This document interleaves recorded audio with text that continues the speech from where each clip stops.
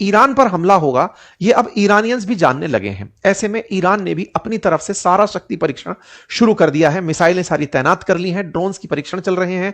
बकायदा ड्रोन चक्कर काट काट करके पर्शियन गल्फ के ऊपर से तैर तैर कर अमेरिकी जहाजों की लोकेशन ले रहे हैं। ऐसे में एक इनका शाहीद करके ड्रोन है, वो जब पर्शियन गल्फ से उड़ा तो F-35C ने उड़ करके उसे मारा। हालांकि उस दिन माना जा रहा था कि ये लोग भिड़ जाएंगे, लेकिन फिर से एक दिन पीछे हट गए, युद्ध नहीं हुआ।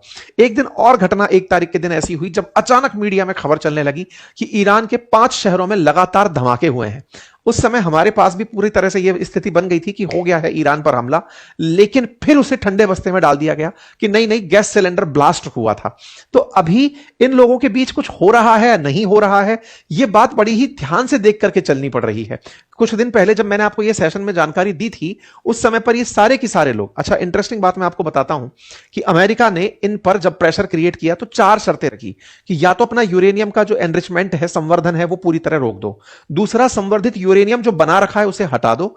तीसरा, लंबी दूरी की जो मिसाइलें हैं उनकी संख्या को कम कर दो। और क्षेत्रीय प्रॉक्सी बल जैसे हमास है, हजबुल्ला है, हूती है, इन सब की मदद करना बंद कर दो। लेकिन इस पर ईरान ने तभी कह दिया था कि हमारे पास तो कोई मैसेज आया ही नहीं अमेरिका का।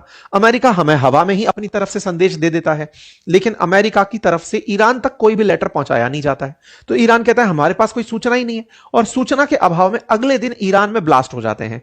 ये तस्वीरें आपको दिखाई दे रही हैं। ये तस्वीरें बैक टू बैक 5 शहरों में ब्लास्ट की हैं, जिनको आप यहां पर देख सकते हैं। तेहरान, परंद, कोम, नतांज और अवहान, इनके अंदर ब्लास्ट हुए। और जब ब्लास्ट हुए तो तमाम प्रकार के सवाल निकल कर आने शुरू हुए कि साहब इनमें 5 लोग मर गए, हुआ क्या था। पता चलता है गैस एक्सप्लोजन हो गया था, इस वजह से ये ब्लास्ट हुए थे। लेकिन इनकी सच्चाई अभी तक किसी को नहीं पता है।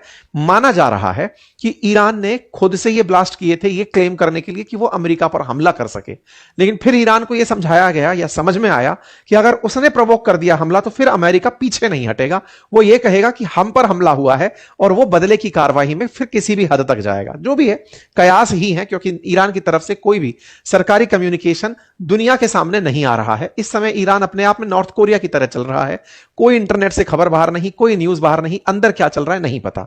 लेकिन ट्रंप ने अपनी तरफ से कहा कि मैंने आपको डेडलाइन दी हुई है, अगर आप मानते हैं तो ठीक है, अदरवाइज हमला तो होगा। कुल मिलाकर के इस बीच में जब ये सारी की सारी चीजें चल रही थी, खबर निकल कर आती है कि अमेरिका ने जैसे ही धमकी दी, जब ये अब्राहम पहुंचा था, मैंने आपको उस दिन भी बताया था, अमेरिका का एक नौसैनिक बेड़ा है, अरमाड़ा बोलता है नौसैनिक बेड़ों को, जिसमें सबसे बड़ा जहाज अब्राहम लिंकन नाम से पानी का जहाज है, जिस पर कई हवाई जहाज तैनात हैं। उन हवाई जहाजों का जो जहाज है, जब वो इंडियन ओशन से होते हुए पहुंचता है युद्ध अभ्यास के लिए ईरान के नजदीक, उस समय पर इजराइल के और सऊदी के जो अधिकारी हैं वो अमेरिका रवाना होते हैं। और पहुंच करके, ये अपने सेशन के बाद की बात है, अपन ने 28 को किया था, ये 29 जनवरी की बात है।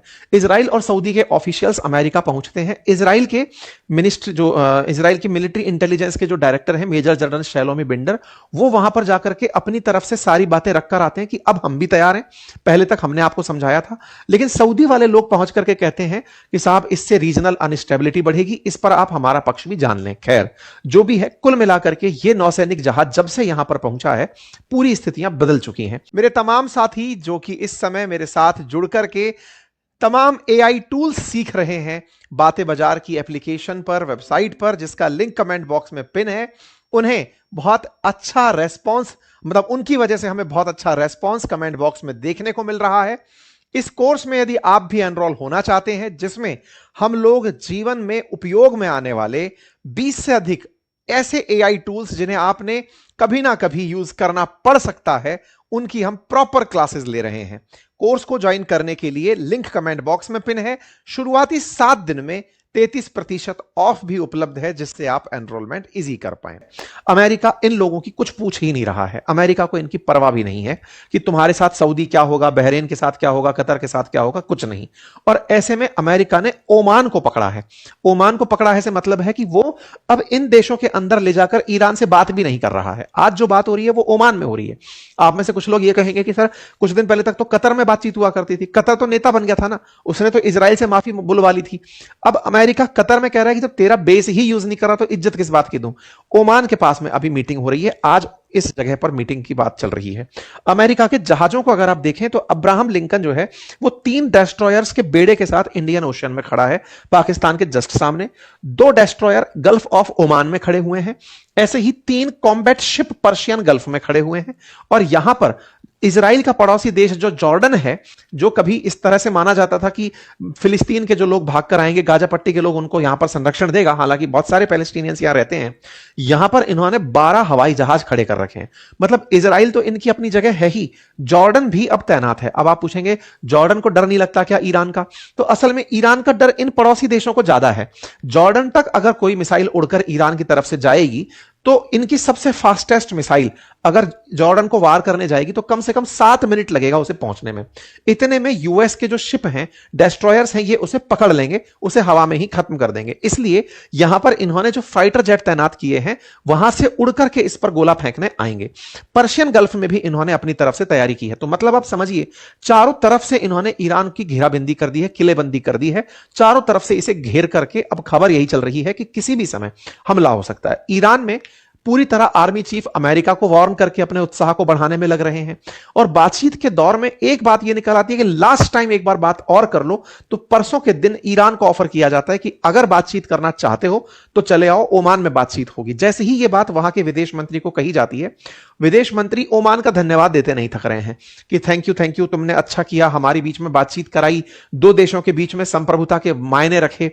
इनसे पता चलता है कि ईरान भी कहीं ना कहीं अब टाइम बाय कर रहा है। ऐसा अमेरिका के जो मिनिस्टर हैं उनका कहना है।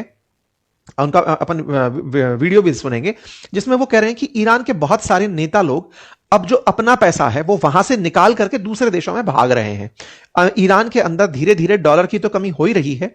जैसे आपको याद हो तो सीरिया में बशर अल असद सीरिया छोड़कर के रूस भाग गए थे। ऐसा माना जाता है कि यहां से ईरान से भी बड़े सारे नेता रूस की भागने की तैयारी में हो सकते हैं।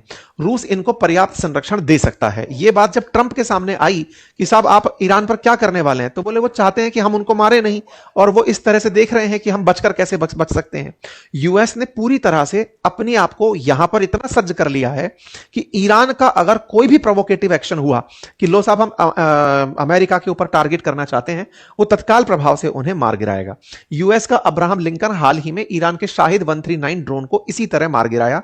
ईरान ने अपनी तरफ से कहा कि हम तो एक रेगुलर फ्लाइट पर थे, हमको तो केवल अपने जो इंटरनेशनल वाटर्स हैं वहां तक ड्रोन उड़ाना था। अमेरिका ने कहा तुम हमारी निगरानी करने के लिए ड्रोन भेजे थे, हमने इसलिए मार दिया। तो अमेरिका पूरी तरह फ्रंट फुट पर खेल रहा है। यह इनका अब्राहम लिंकन है जिसके ऊपर इस तरह से फाइटर जेट बिल्कुल माला बनाकर के खड़े हुए हैं। जबरदस्त तरीके से यह क्लेम किया जा रहा है कि ईरान के सर्विलांस को भी अब अमेरिका ने बैन कर दिया है। वो चाह करके भी अमेरिका के टोह नहीं ले पाएगा। इस तरह की स्थिति लगातार चलती आ रही है। खैर जो भी है, फिलहाल के लिए एक तरफ वार्ता कतर की जगह पर ओमान के अंदर चल रही है, क्योंकि कतर को इजराइल ने जब से टारगेट किया है तब से अमेरिका की नजर में कतर की मीटिंग सूझ नहीं रही है। कतर हालांकि यह मानता है कि ईरान के मसले पर फिर से सारी दुनिया के देशों को बुलाया जाए और बैठा करके बातचीत की जाए कि ईरान के साथ क्या करना है। लेकिन फिलहाल इस वार्ता में अभी इन 2 देशों की तो जिक्र है। कुछ मीडिया चैनल्स रिपोर्ट कर रहे हैं कि इनमें भी 2-4 और देश भी अपने विदेश मंत्री भेज सकते हैं ओमान में, लेकिन अभी तक कोई भी जानकारी नहीं है। ये ईरान के विदेश मंत्री हैं, ओमान पहुंच चुके हैं और यहां पर बातचीत के लिए इन्हें धन्यवाद दे रहे हैं कि भाई तुमने हमारे साथ में ये जो किया अच्छा किया, हमारी बातचीत करवाओ। लेकिन उधर से व्हाइट हाउस बराबर बयान दे रहा है कि अगर बातचीत नाकामयाब होती है तो हम ताकत का इस्तेमाल करेंगे। बाकायदा यूएस का जो सेंट्रल कमांड है वो ये जो हवाई जहाजों को रखने वाला अब्राहम लिंकन इनका जो नेवल जहाज है उस पर हो रही तैयारियों को शो करते हुए बता रहे हैं। इसी बीच में अमेरिका के जो ट्रेजरी सेक्रेटरी स्कॉट बेसेंट हैं, इनका कहना है कि हमने ईरान को पूरी तरह कंगाल कर दिया है। हमने उसके ऊपर इतनी प्रेशर टैक्टिक्स अपनाई कि अब वो अपना कोई भी ना तो सामान बेच पा रहा है और ना ही उसके पास में अब विदेशी मुद्रा बची है। ऐसे में हमने उनको यहां के जो बहुत सारे ना the rats are leaving the ships, मतलब इस तरह से कि अब वो जहाज छोड़कर भाग रहे हैं, ऐसी स्थिति है। We have seen Iranian leaders wiring money out of country like crazy. पागलों की तरह वो अब अपना पैसा निकाल निकाल कर भाग रहे हैं। अमेरिका अगर ये बात बयान में बोल रहा है, अपनी सदन के अंदर बोल रहा है, तो इसके मायने होंगे। कुल मिलाकर के ईरान भी जानता है कि अमेरिका के सामने वो टिक नहीं पाएगा। लेकिन मुसीबत टिकने की नहीं है, मुसीबत इन पूरे देशों में आई स्थिरता की है। अमेरिका चाहता है कि वो कुछ ऐसी स्ट्रेटजी अपनाए कि जैसे उन्होंने मादुरो को उठाया और वेनेजुएला में कोई नुकसान नहीं हुआ, ऐसे यहां पर खमनेई को उठाकर सत्ता परिवर्तन करा दे। लेकिन खमनेई की सुरक्षा बहुत चाक चौबंद है और वो जिस तरह की सुरक्षा के साथ चलते हैं, अमेरिका के तमाम प्रयास उन्हें शायद अभी तक पकड़ने में कामयाब नहीं हुए हैं। यही कारण है कि कोलेटरल डैमेज की चिंता अमेरिका को जरूर हो सकती है। अमेरिका बहुत दूर बैठा है, वहां इनकी कोई मिसाइल जाकर नहीं पहुंचेगी। साथ ही साथ में नुकसान अगर इजराइल का हो तो इजराइल पूरी तैयारी के साथ युद्ध में हमेशा तैयार रहता है। खैर, फिलहाल के लिए ईरान को लेकर के मिडिल ईस्ट देशों का एक वीडियो गजब वायरल हो रहा है कि ईरान की हरकतों से मिडिल ईस्ट कंट्रीज में कुछ इस तरह का डर है। आप लोग क्या मानते हैं? अपनी राय जरूर कमेंट बॉक्स में दीजिएगा। ईरान ने अपनी तरफ से हाल ही में, मतलब जब ये सारी बातें चल रही थी, एक खौरम शहर नाम की इनकी एक मिसाइल है, उसका परीक्षण किया है। यह परीक्षण 1500 किलोग्राम वारहेड ले जाने वाली मिसाइल का है, जो 2000 किलोमीटर की रेंज तक जाकर मार कर सकती है। ईरान के द्वारा ऐसे समय पर अपना शक्ति परीक्षण अपने लोगों के अंदर आत्मबल और विश्वास बढ़ाने वाला है और अमेरिका के सामने यह बताने वाला कि आप गलती मत करना, हम आपके कई ठिकानों को टारगेट कर सकते हैं। खैर, अल्टीमेटली ईरान अमेरिका अगर युद्ध की स्थिति में जाएंगे तो दुनिया के व्यापार पर और बाजार पर गहरा असर पड़ेगा। डिप्लोमेटिक रास्ते हमेशा से ही बातचीत के लिए बेहतरीन माने गए हैं, किसी भी प्रकार के बवाल को खत्म करने के लिए माने गए हैं। देखना होगा कि ये रास्ते कहां तक जाते हैं। उम्मीदों के साथ कि युद्ध ना हो, दुनिया में स्थिरता कायम रहे, फिलहाल हम तो यही चिंता करते हैं।